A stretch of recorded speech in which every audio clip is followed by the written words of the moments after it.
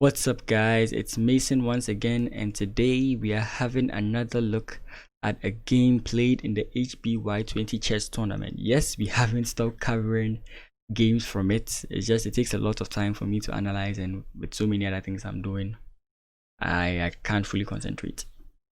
So yeah, there's a game from round 2, and it's between two of Ghana's giants. I'm not saying that they are the top 2 rated in the country, but these are two very strong players. I've played against both of them before. That's candidate master Adu Jnr Lionel and FIDE master Hashford John. Lionel is a great talent in Ghana, especially when he started in his starting days. He was really taking on the big guns and winning. He's been national champion, I think, once or twice. Once, I think, yeah. And Hashford has actually topped Ghana's ratings list for a very long time. I think ever since he sprang up, he has been taking names. I think his peak ratings around 2100. He's currently 2039, but he's actually one of Ghana's strong players. He's done so much for us. I mean, in the Olympiad, you can't look down at him because I think he beat very strong players who are far higher rated than he is.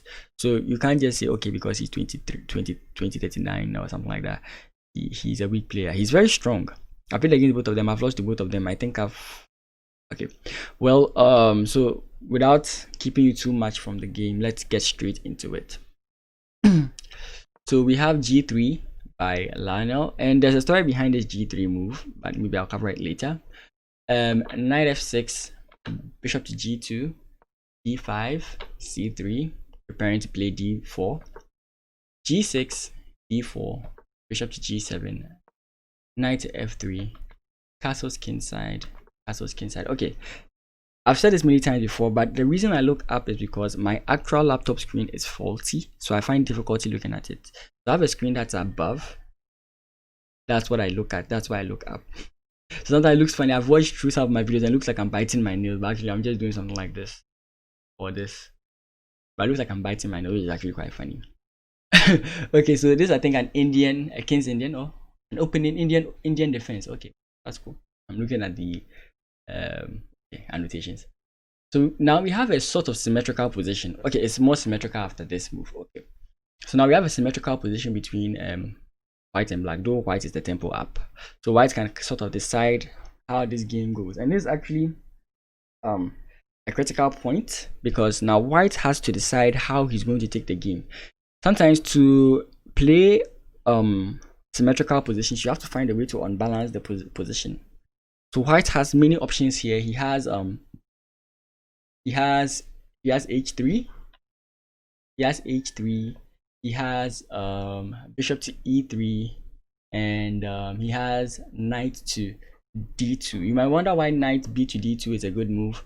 Well, this dark squared bishop as compared to white's light squared bishop are actually the same. They don't have much influence on the board, and there's no easy way to give them activity or play. So actually you could say the optimal square for this bishop, the dark squared bishop and the light squared bishop, is actually their original squares. So you can choose to ignore developing the bishop to like e3. I mean, the e3 line, I really don't know about it because I feel like it's maybe my idea is that you're trying to trade off the bishops. It might not be good. And the other idea I'm talking about is just more passive, just trying to prevent maybe if your opponent wants to play a move like this. And actually this is actually quite normal in fianchetted positions where the king is actually put on h2.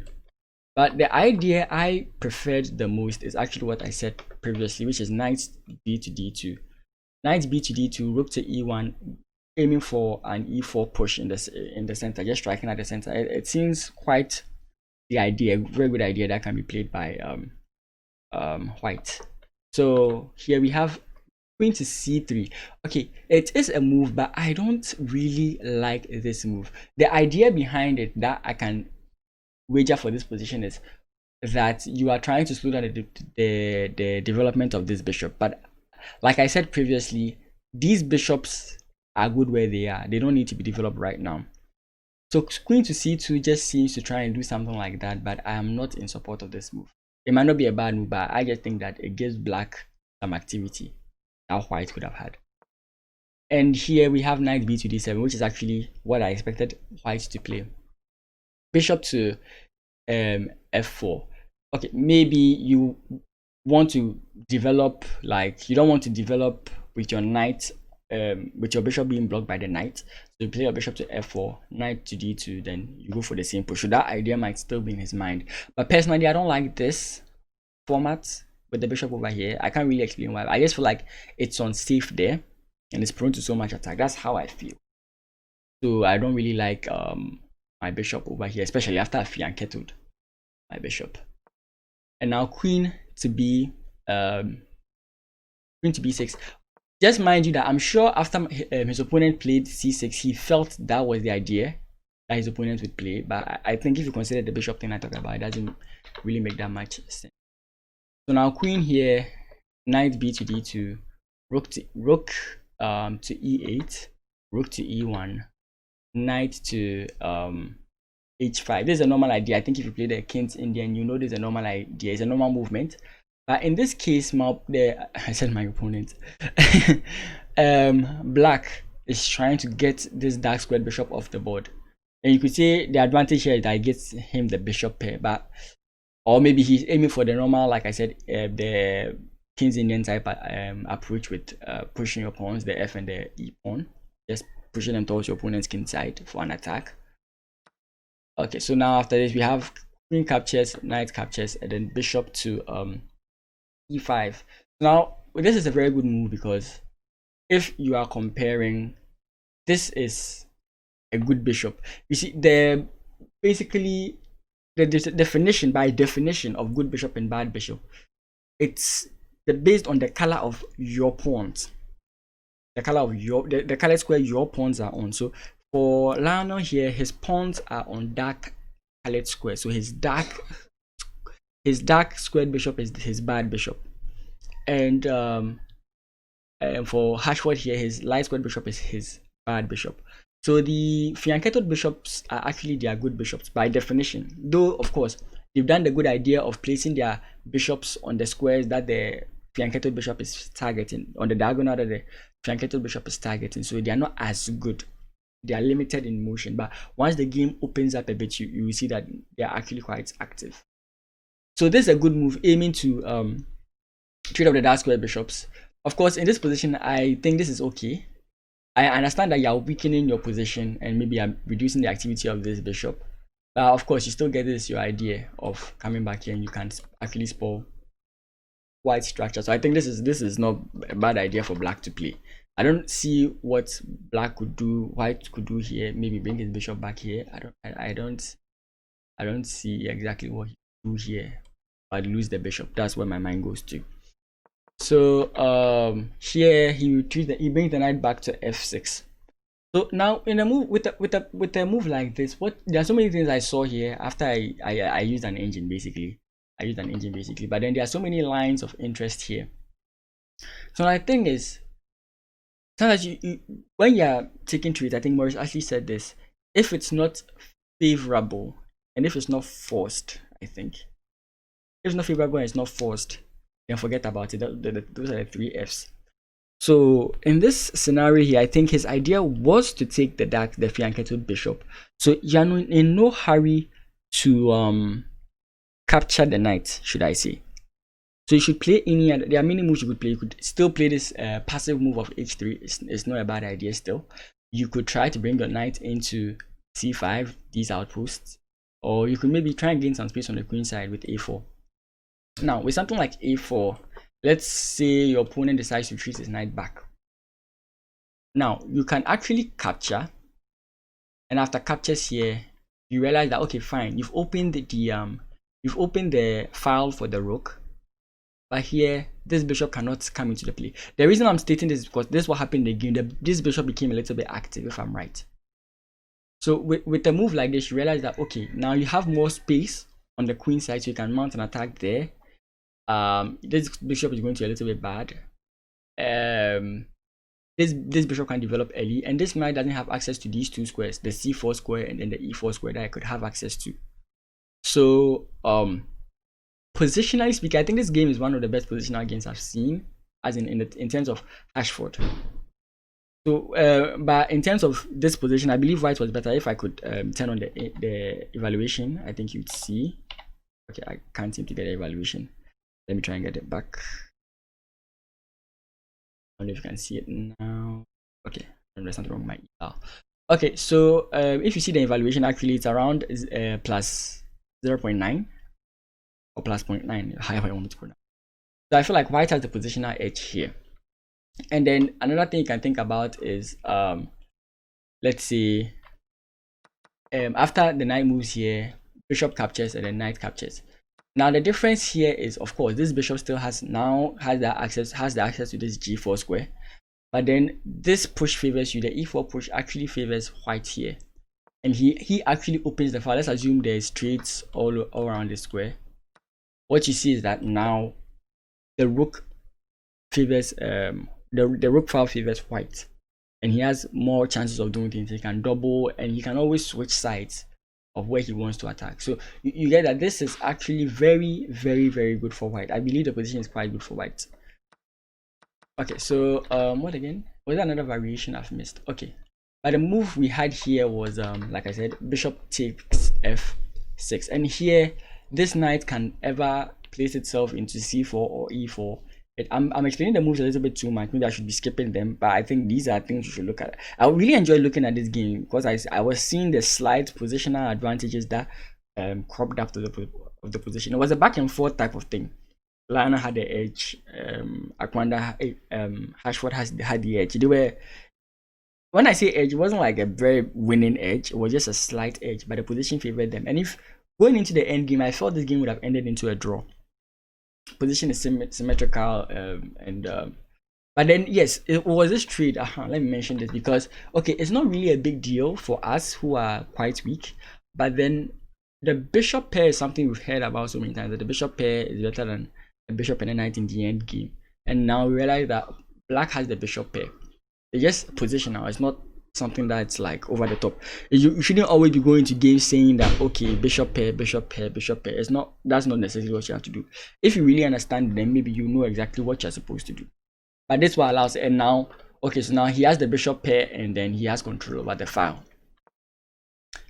Here we get an e4 push, which is something I've talked about in this position. E4 push is actually quite key. Before I forget, with a move like takes, you realize that now white is not having any easy entrance squares of his knights, and I think in a close position knights are supposedly better, but here his knights cannot invade, of course, unless maybe he gets his knight here, but it can sort of be kicked away. So these are things you should think about. And but this move I don't like. I think what Hashford feared here was let's say I think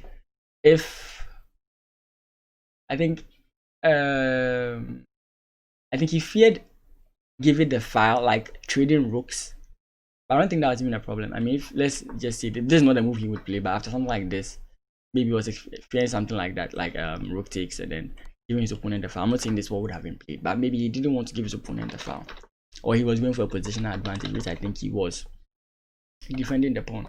Of course, I think better would have also been here, just bishop here. It seems strange, but after takes, you realize that now this bishop is actually quite good. Despite how bad it was, now it has more influence over the board. So, I mean, that's an idea he could have looked at. Okay, I'll try and see if I can skip the explanations a little bit and then just get into the gameplay. So, rook there, e takes d5, c takes d5, rook to e2, preparing to double, bishop to f5, rook a to e1, bishop to f8, giving him more activity. Knight to h4, targeting the bishop, but I don't like this move because obviously it's just a one move threat. Bishop back to d7, knight to f1, trying to reroute the knight or reroute. Yeah, of course, and also because he sacked the bishop, he gave him the opportunity to play this move.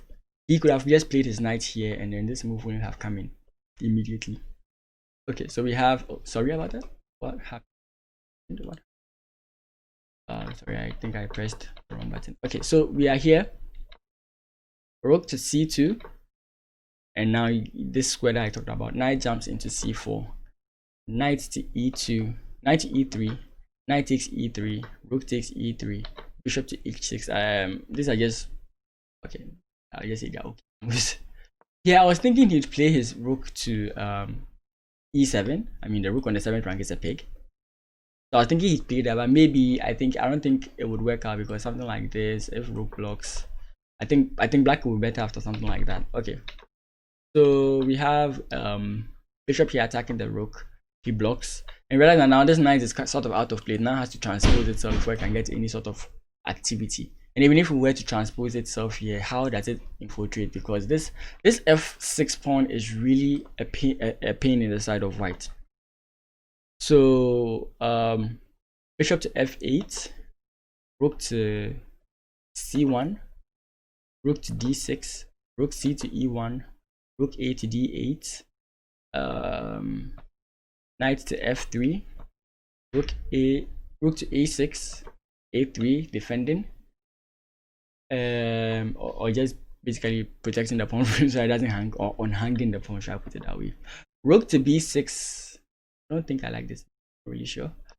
Knight to d2, trying to get his knight into a more active square, is not having much influence with it, and also opens the bishop a little bit so you can have some activity.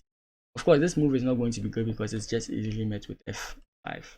So maybe it's a good way of getting your knight more activity, or getting your knight a very active outpost. I hope I'm not speaking too fast. A5,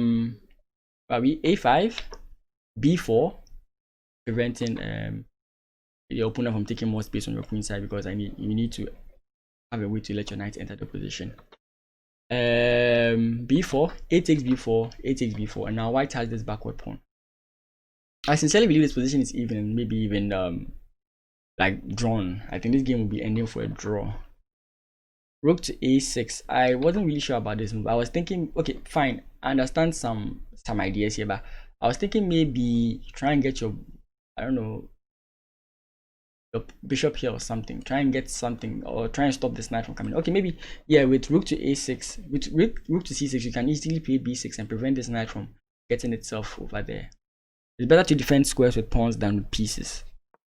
Okay, so now rook to a. Okay, yeah. So another, that's one of my actual issues. I wanted him to actually defend the file or take the file, but he didn't seem to want to play that.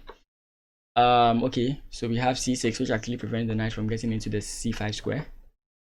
Rook to a7, invading. This is actually quite good. White might be slightly better here, not winning. Again, when I say slightly better, doesn't always mean winning. Rook c to d6, knight to b1, rook to e6.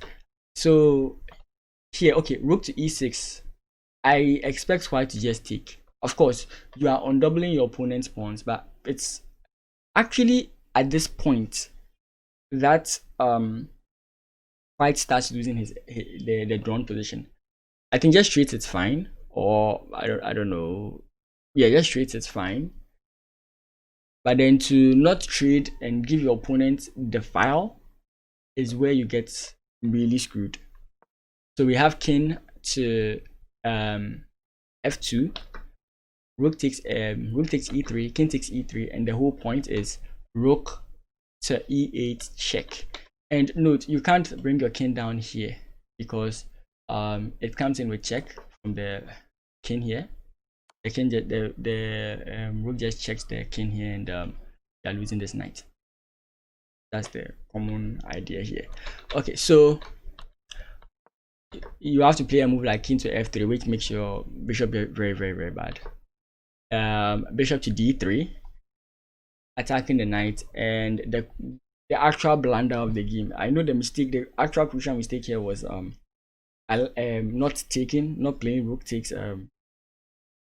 not playing rook takes e6, but playing king up. I understand it's endgame, try and get your king more active, but then this is actually the most crucial mistake. So now white plays knight to b3 here, and I wish I could show you the engine. Let me try and see if I can get the engine for you. I think you'd like that more. The evaluation, not the moves, is the evaluation. Okay, I hope this doesn't enter there. Okay, so I think you can see it now. Yeah, so you can see the eval just drops. So we're here, Of course, like I said, because he allowed the rook to get control over the squares, this is where the evaluation has gotten to.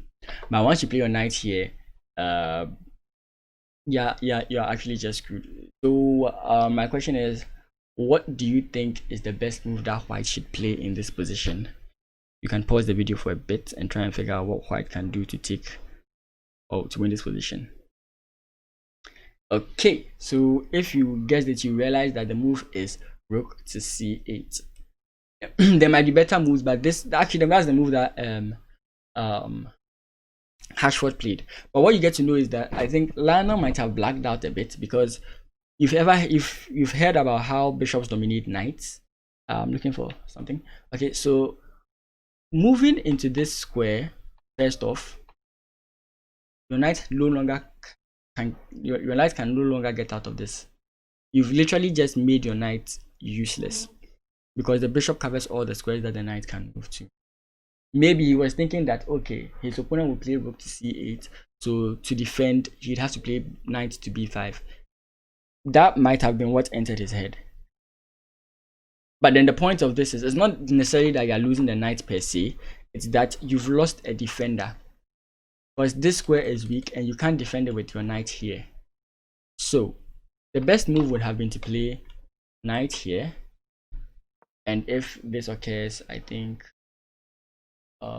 yeah, you just bring your rook back and you are fine.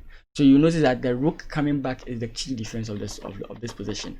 But here Lionel plays knight to a3, which is where he actually messes up the game. So Hashford gets quick to work. Rook to c8, king to e3.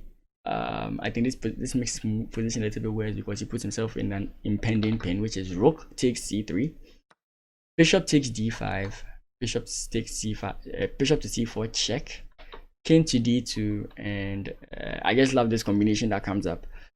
It's just so fun to look at. I mean, of course with calculation you understand what actually is going on, but I just like the way it looks. So this is the winning combination. We have rook takes a3, bishop takes f7 check, bishop takes f7, rook takes a3, bishop takes f4 with check, rook to c3, bishop to d5. Actually this rook is quite useless, it can't do anything. King to d3 on pinning, bishop takes, king takes, king to f7, king to b4, and then bishop to c6. And what I like to look at over here is white's king can't enter the position because all the squares, all the entrance squares are covered. This is actually a nice thing to look at for me. So now all that black is going to do is Zugzwang will work in his favor here if he decided to. So his king will just maneuver all the way to d5. Of course, with Zugzwang, his white would have to leave the defense of this pawn eventually, or you just pressure him with this pawn, eventually winning all the, because you're able to invade the position. Like defending, keeping your king here, you find a way to push the pawn down. After king takes, your black's king will take and then gobble up all these pawns and then go for a winning end. Of course, even if he could trade off the pieces and black is just left with a single pawn, this bishop guards the winning square, so it's obviously still winning. So yeah, and it's actually at this point that Lionel resigned the game. So it's actually a very interesting game for me to watch. It took me quite some time to analyze it because I didn't understand most of the things that were going on.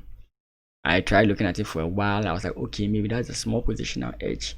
But I was actually impressed seeing these differences, like changes in move order, changes in exchanges or trades, how it improves your position. I was really impressed with the game because it made me see, okay, I now understand why some people beat me, because I've had even games many times and I'm always getting whooped. It's basically because I don't understand the positions that I'm playing. So seeing this opened my eyes to some of these possibilities or some of these things you can look at when you're analyzing your game. And I intentionally didn't go too deep into the analysis. I kept it around like 5 or 6 moves per variation, because if I go in too deep you might get confused. So I just want you to know that you can actually look 5 moves in, 3 moves in, 2 moves in, and you'll be fine. Okay. So that is actually it for this round 2. And Hashford, I think he's now up 2 points. Occasionally I'll bring in the table so that you will know exactly how things run. I think maybe the next game I'll take a game by Bafo, a win, a loss, or a draw. I don't really know, but he is an up and coming star or talent in the chess in Ghana chess. So maybe I'll take a game from him and see how he does. Win, loss, I just won't let you know what I'm taking for him to see. Okay, so I hope I've not made this video too long, but I have been Mason. As always, check out our Twitch at twitch.tv/pen_Mason. We stream Mondays and Wednesdays at 10 p.m. GMT, and on Saturdays at 12:30 p.m. GMT.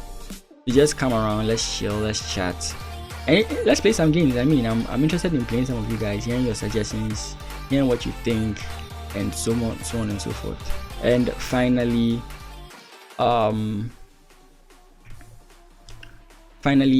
we'll be trying to do a tutorial series, a beginner's tutorial series. We'll start from the names of the pieces, how they move, etc. So if you're interested in that, just let us know. It'll take a long time to do. We are not actually starting it now. We're actually now planning exactly how the curriculum will be. So yeah, look forward to it. And as always, I'll see you all in the next one.